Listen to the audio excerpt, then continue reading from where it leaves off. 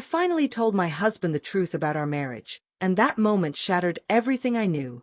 Let's talk about what happens when the truth you've buried for years doesn't erupt in fury or vengeance, but spills out simply because you're too worn out to keep faking it.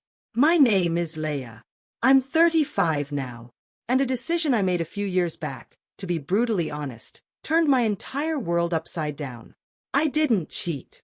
I didn't deceive. I just told the truth about how I truly felt. And that honesty cost me everything. But to understand how it all unraveled, you have to see what led up to that moment. The slow breakdown of something that once appeared flawless. I met Ethan back in college. He was kind, quiet, and had that kind of gentle charm that made people feel instantly comfortable. We hit it off almost immediately. Two driven, curious, slightly nerdy people who looked like they were meant to last. And for a while, it seemed like we would. We tied the knot 3 years after graduating. Life came at us quickly after that, buying a house, building a life, and eventually welcoming our 2 amazing kids, Ava and Miles. From the outside, we looked like the perfect family, happy, successful, complete.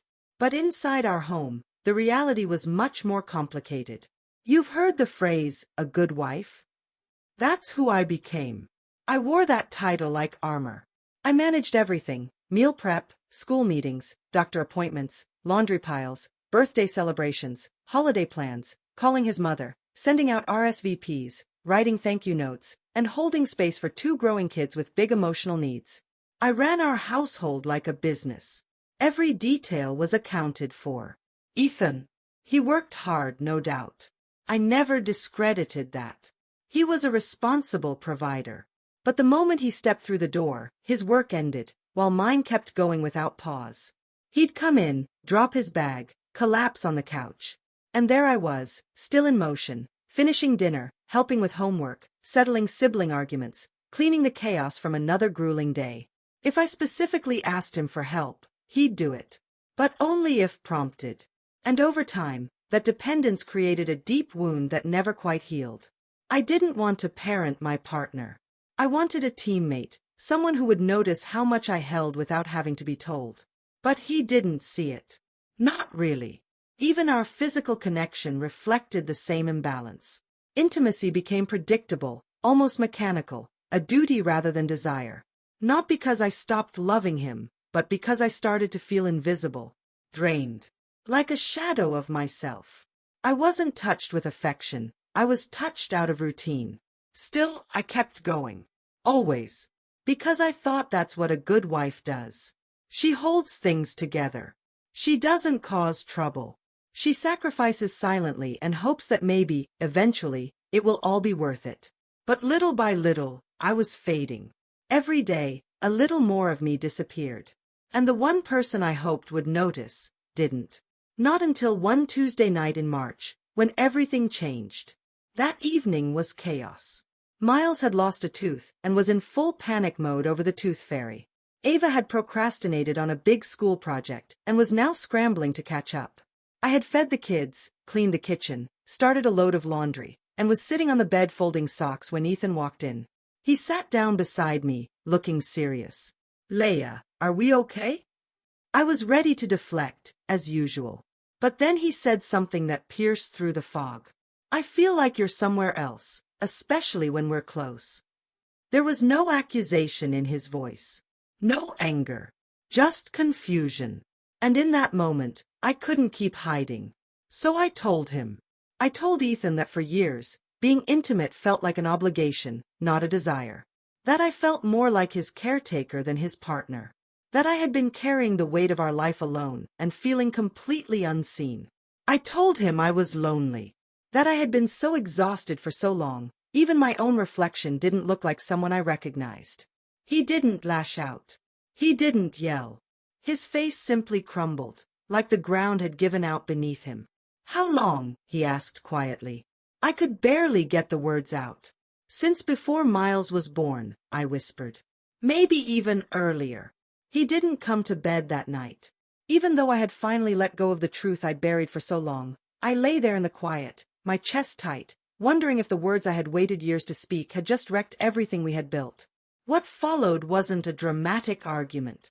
There was no shouting, no cruel accusations, No slammed doors. Just silence. He pulled away, not loudly, but completely.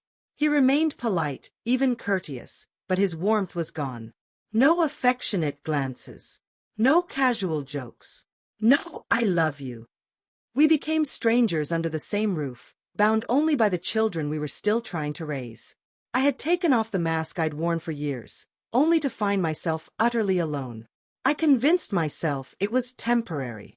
A rough patch. I hoped that honesty would become the bridge that brought us back together.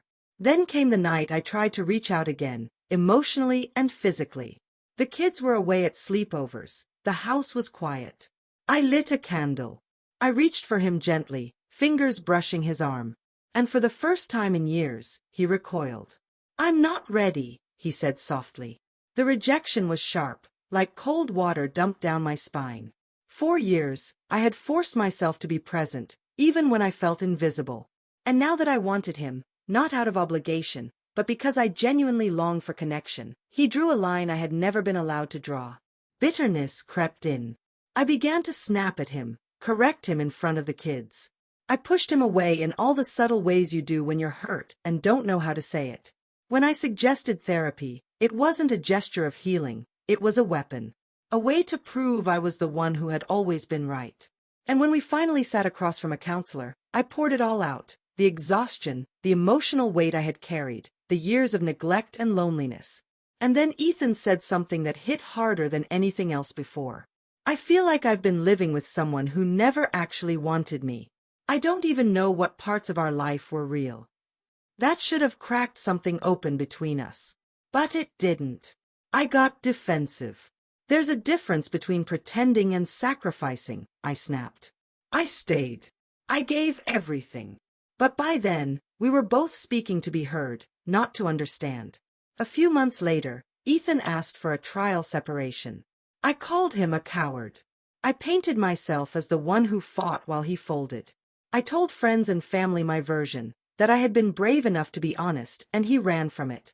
But then the divorce papers arrived. His lawyer twisted my confession into manipulation, arguing I'd been deceitful by hiding my feelings all those years. The settlement reflected that framing. I lost the house, the stability, the routines that had once defined our life. Even Ava and Miles started spending more time at Ethan's new place, because, if I'm being honest, it was calmer there. 2 years passed. Then one day Ava showed me a photo on her phone. Ethan had proposed to someone new. Her name was Sabrina. She was radiant, confident, effortlessly funny. Ava lit up when she talked about her. Miles had already started calling her Bree. And Ethan, he looked alive in that photo. Present. Attentive. Like he had finally learned to see and appreciate the woman beside him. Except that woman wasn't me. She got the version of him I used to pray for. She benefited from the emotional growth I had bled myself dry trying to spark. The man I had begged for, cried for, fought for, he showed up. Just not for me. Now I live in a small 2-bedroom apartment. Holidays are split. Updates about my own children come secondhand. I watch my family thrive in a life that once included me, but no longer does. And yet, even with all the heartbreak, the loneliness, the anger, I don't regret that night. Because the truth, painful as it was, saved me from disappearing completely. If I had stayed silent, it would have destroyed me inch by inch. Yes, being honest ended my marriage. But staying quiet would have ended me. Ethan became the man I always needed, just not for me, and far too late. I paid the price for telling the truth. But at least now, I get to live as myself. And sometimes, that's all we're left with.